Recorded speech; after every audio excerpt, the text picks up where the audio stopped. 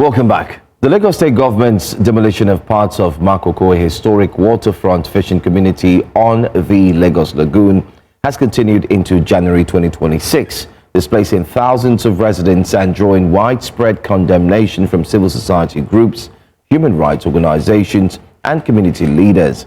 Demolition operations began in late December 2025 and intensified in early January, with bulldozers and armed personnel pulling down wooden homes, schools, clinics, and places of worship, especially those in proximity to high voltage power lines, which is the safety justification cited by authorities for the demolition. However, many residents report little or no notice before their properties were destroyed, leaving families without shelter. There are videos showing the use of tear gas and reports of excessive force against residents of Makoko, with hundreds of families sleeping in boats, churches, and open spaces with no resettlement plan in place. Humanitarian and human rights groups warn that the demolition exercise violates court orders, constitutional protections, and international human rights standards. Makoko residents and civil society groups have staged protests demanding an immediate halt to the demolitions, compensation for affected families, and alternative measures. We're now joined this morning on Breakfast Central by the co-founder of Rethinking Cities, Mr. Deji Akinpelu. A warm welcome to you, Deji, and thanks for joining us on Breakfast Central. Thank you for having me. Welcome. Now, this is not the first time we've seen this sort of mass demolition in Lagos. I'm sure a lot of people still recall the Makoko Demolitions in the 1990s and around Victoria Island. What do you make of this demolitions and the government's excuse that, you know, it's for safety reasons and people shouldn't be living in such conditions and environment?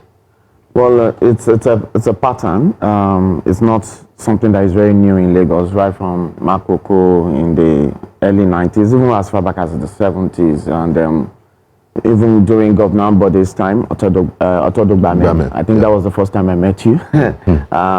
Very, very sad one. From Otodogbame to the recent evictions that we're experiencing. Otumari, very close to National Theatre, has been destroyed. And again, Uronshoki, now Ilaso, now Makoko. It's the same pattern and the same storybook telling. You always have reasons being, if it is not insecurity. I remember Uronshoki, the chief press secretary to the governor, the first statement he made when Uronshoki was first of all destroyed was their hideouts to criminals. There were government notices that, as funny as they don't have toilets, so their houses have to be demolished. That was as far back as 2023 for Uronshoki. You always have these excuses or these narratives. The government, sorry to interrupt you, why is there always this wrongful notion that, you know, if you are from a low income side of the society, it automatically translates to crime? Well, it's I call it their own narrative of convenience, but the real big issue about all of this and what I was going into is that it's all about property development, real estate development. There are just strategic ways for you to come up with reasons and give these places to developers. Otodogbame, we know what has ended up with Otodogbame. Now the commissioner for waterfront came up last week and said, Uronshoki, there's going to be an estate there, and there's going to be a 7 billion naira jetty. And this is the same story. This is how we came about with Magodo Phase 2, for instance. Morocco too. Oniru Estate. Yeah, Oniru Estate, Morocco. Yeah. So it's all about real estate, land acquisition for real estate. Makoko in question right now has it clearly. The case is in court, and the whole land has been ceded to a property developer who started sand filling some months back on social media. Remember when everybody started asking questions about this sand filling happening very close to the third mainland bridge. I remember that. Yeah. Okay. And then the governor had come out to say that they were going to find out. No, not the governor. The minister. The minister, David Umahi, said that he was going to find out who was responsible for filling that particular part of the water, and they'll be brought to books. Till now, till now. He found out and he knew that, you know, some people are untouchable. So, Yeah, so what is really going on? There are also videos in circulation showing that, showing one of the members of the government stating clearly to the residents, displaced residents of Makoko, that they want to build an estate there, and they have to leave. So why build an estate in a place that has already been, would say, is known for having people who live in that area? And then what are the processes that ought to have taken place? So basically, fundamentally, waterfront communities in Lagos become the ideal place for property developers in Lagos. So every waterfront community that you see is very much in high demand, and that accounts for what happened in Owuroshoki. From Owuroshoki, you'll just be looking at Banana Island, and even the people who were trying to sell the land will tell you, oh, your friend from Banana Island will just take a boat. And so it just brings to the question, okay, hey, you are building luxury property development at the disadvantage of who, are depriving who? And is a city meant just to provide houses for just a group of people? With all your empty apartments in Lekki, in VI, Eco Atlantic, how many people are living in Eco Atlantic? How many people can afford to live there? Ilubirin, people were chased out of Ilubirin. Who is living in Ilubirin right now? Over 30 December, they had to turn it to a party spot. And events, because it's not even making economic sense, or the also called developers cannot even. So you have taken over. Priced it over to the rich of many Nigerians, out of reach. So you have a misplaced priority. You have a miscalculation going on. It's all about land acquisition. And you ask the big question, okay, you for instance, Owuroshoki, and you want to build estate for a group of people. Must you take that much expanse of land? Oh, can't we begin to look at models all over the world? You say, how should things be done? All over the world, when guys are developing property, they are telling the property developer, the government is saying, what social housing are you providing?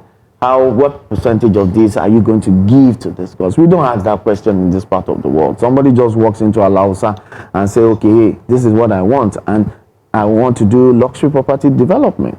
Lagos state government's biggest pride in housing is LSDPC, who is competing in the luxury property space. The Lagos state government should tell us, what social housing project exactly are you doing? If you are building Eco Atlantic, how much of the money going or generated from Eco Atlantic is going back to social housing? You can get money from Eco Atlantic to redevelop Makoko with the people who are there, knowing fully well that, hey, this is somewhere that economic activity is taking place. You understand? How do you harness that structure, that system that is in the place? They are not criminals. They are working. They are fishermen. It's a fishing community. They are organized. Can you build it? What has become systematic in Lagos State is for you to go into a community, look for their rulers, the baales, the kings, and you divide and rule. Partner with the king and say, okay, this is what we want to do. Then against the will of the people. This has played out everywhere. So you can see confusion. It's saddening. Look at people, about 3 to 4 people have been reported dead. Several people died in Owuroshoki. I have seen, in the course of eviction in Lagos State, I have seen a woman who was pregnant and the child drowned in water, and she gave birth to a child the same day. That happened in Otodogame's case. The same day, the woman's child drowned in water, and because of the agony, she gave birth to another child the same day. This is how much of the human cost that we are witnessing. It's so sad. The governor of Lagos State, when there was a court judgment against the people of Magodo, the governor was there. He ran there. But the governor of Lagos State has not deemed it fit to make any comment about the people that he sent at midnight to Owuroshoki to go and destroy their homes. Which government does that? You send law enforcement agencies midnight to go and shoot at people and get them off. The governor doesn't take it as something that is important to address this issue or to speak. We rather have commissioners, heads of agencies saying people are being emotional. Is this being emotional? This is not about emotions. It's about the law. Lives. It's about lives. It's about people who are already in court. There's a court, there is an agreement. You say, oh, you're on that power line, okay, fine. 30 meters, then you increase it to 50, from 50 to 100. Characteristics of how Lagos State government does its demolitions. You say this is where we are going. Shoki started with 3 streets. From 3 streets, an entire community was wiped out.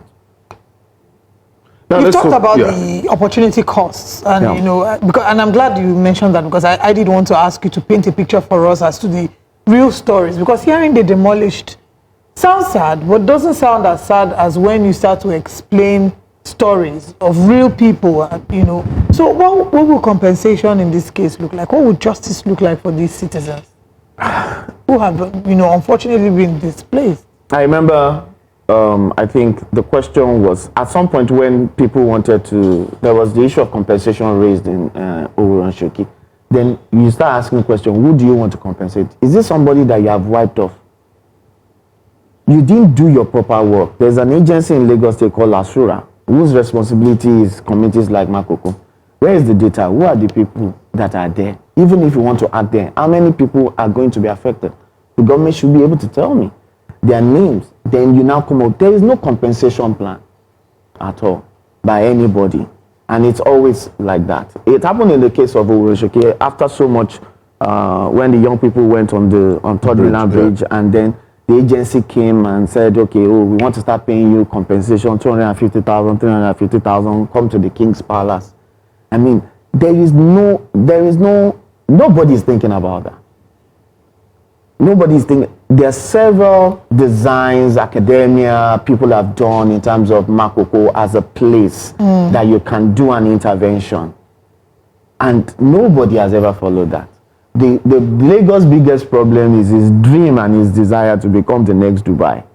And already Makoko is spoiling that. Makoko is spoiling that. And say it's an eyesore. But the same Lagos is still not clean, and it's planning to be. Oh, that brings me to the issue. The governor and the government is so busy. You are demolishing Makoko, and the heaps of refuse are all over the place in Lagos. And the whole system in Loma, the PSP system, has totally failed. Nobody can. We really need to talk to them. Okay?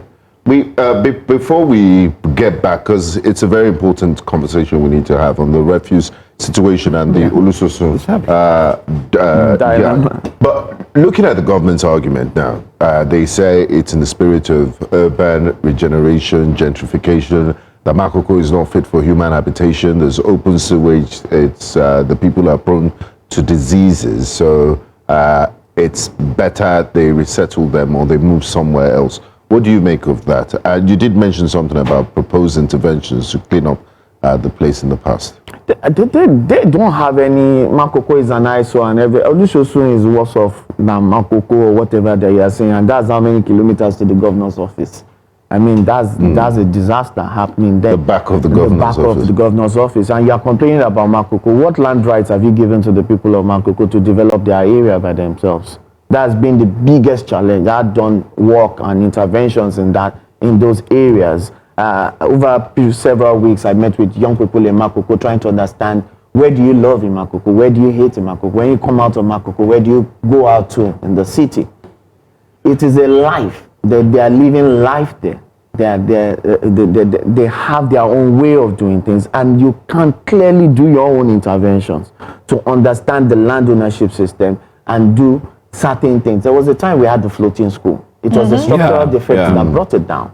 Slum 2 was also there. School. I mean, it's so funny. I mean, the governor would take pride in meeting young people who work in slum communities. Tunde Onokoya, slum to school. You celebrate these young people. You know them. They are your friends. The same government now goes to the same community where these young people are, where they work, and you begin to destroy. It's so ironical. The governor takes pride in, you are showing up with the creative community of Lagos. Storytellers Conference happened some weeks ago, and it just looks so fanciful and so nice. But where these young people do their intervention is affected now. You are quiet. You are not asking those social innovators what they are doing. You are not asking slum to school and say, okay, you are using chess to do stuff. But because, okay, somebody now becomes a global person and you want to associate with them. Whitewash your image with this person. Whitewash your image with this person. But these are the people doing interventions in this community. How many of those interventions has the Lagos State government supported? Young people are in Makoko, they are understudying, they are IT guys who are there, they are sports. I met a young lady who she's into gymnastics, and now she comes out from Makoko and she has to travel as far as Surulere to. You make it look and they make it look and sound like there's nothing going on there. Of course, we have the good, the bad, and the ugly. It's so shocking that so many organizations who have even taken time out. I was still talking to my own pastor. Like taking time, Makoko has always been that place that everybody goes to. Everybody that wants to do charity, if they're not going to an orphanage, they're going to Makoko. But Makoko is under fire, and everybody seems to be quiet. I mean, everywhere is quiet. Okay, we'll stretch that point a little more, but let's go on a break. When we come back, we'll continue the conversation. This morning, stay with us.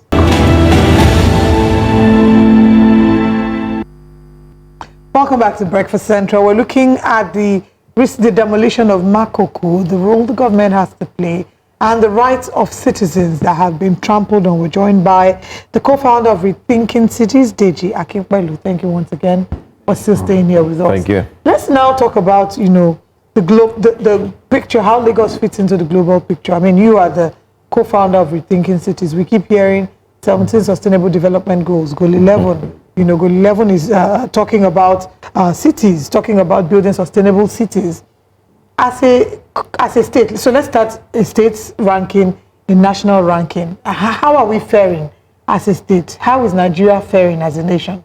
And how do we fit into this global picture of, building sustainable cities? Oh, well, in fitting in Lagos and, in Nigeria, they will always say Lagos is the star boy. But it's so sad that your best is actually the worst. So, Lagos would always pride itself. Center of excellence. Oh, center of excellence. A local government chairman in Lagos is building houses. What's your local government chairman doing in Kano, Kaduna, and co?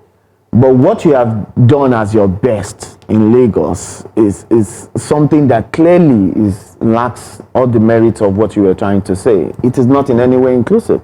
You can say the tangent of housing in Lagos. The pattern and the thinking is not inclusion. It is about this false, everywhere you go, you say false luxury. Luxury housing. You love it. You love Prices are high. 3-bedroom and suites. You see people build houses, the outside is all tile, no greenery. Yeah, the landscaping is poor. And then you put a small cubicle as a swimming pool, pond. While other cities of the world are looking for how they are going to be inclusive, because everybody has come to realize that you cannot build cities exclusively just for a group of people.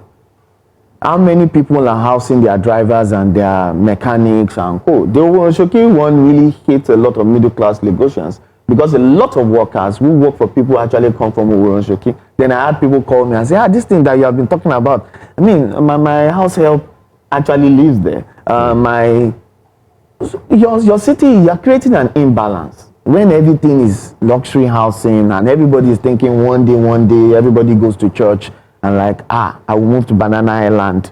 No, we all won't be able to live in Banana Island or Lekki or live in a luxury apartment. And then they say the one of the 1%. One of the 1% of the city. So our thinking, while we allude to all those global standards and all of that, in practice, the government is far away from it. You are not making in Alausa, you say you are building houses in the range of millions. You are not thinking of how to house the informal into your community, how to get them integrated into the system. It is colonial mentality. Right from the colonial days, when we started with the concept of GRAs, it was to separate the black man from the white man. And after we got independence, it's now about separate the rich from the poor. Oh, we can't live we have to hide the it's poor. A class thing. It's a class thing. that we have gotten to. We're basically a classicist society. That's what we've built Yes, around that's why ourselves. somebody, I see comments on social media, and somebody proudly writes on social media and say, yes, they've destroyed Makoko. Get rid of them. I don't like them. Wow. This is not somebody who is in government. This is just an average. And just say, no, now, what is that? What is that place looking like? Terrible. But that is where your wife, the fish that your wife bought from my tour, that's where it came from. And when you begin to look at the city and say, some people don't deserve, I deserve. You understand? Because I have a good job, I'm sitting down here. Yeah. I got an increase in my pay and all of that. Then you look at another person and say, you don't deserve to be here. You hear people say things like, let them go back to where they are coming from. Where they're coming from?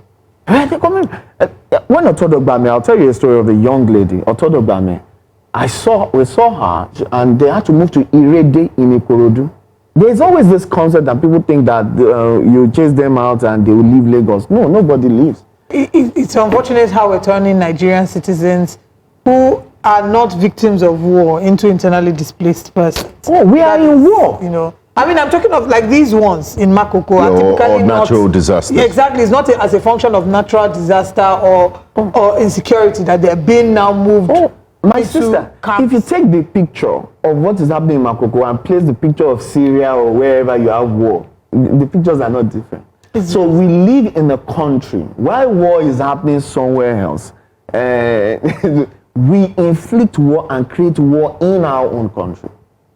And clearly it is the determination of the government. It's not that nobody knows the right thing to do. If the governor could go to Magodo, then because the high and mighty of Lagos stay in Magodo to intervene, even got almost into a banter. Let's hope that the government is watching and that they will be sensitive to the plight of Nigerian citizens in Makoko and other communities. Because they have rights as well. and they deserve to be treated like human beings as well. Deji Akinpelu, thank you for the work. Thank you so that much. you do, and thank you so for joining us this morning. Thank you for the opportunity. All right.